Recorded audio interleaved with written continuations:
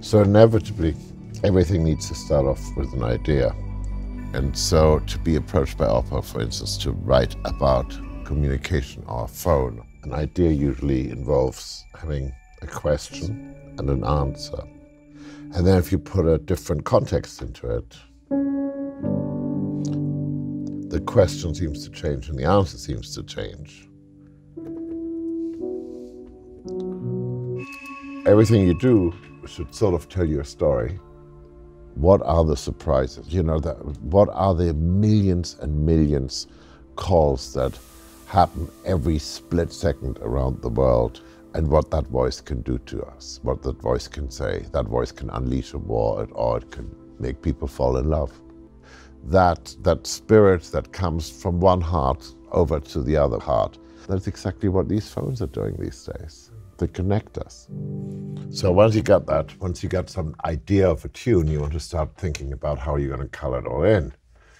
And one of the first things that you will think about is how you're going to get a bit of rhythm into this thing. So, and that felt good. That felt like it was something. And then it needed some movement in it, of course. And there's a sort of a slightly scientific feeling about it, which I like. For instance, to write about communication or phone. It enters people's lives, it enters people's homes, and you want to try to do something that doesn't become redundant. Ultimately, it always ends up being about how do we get closer.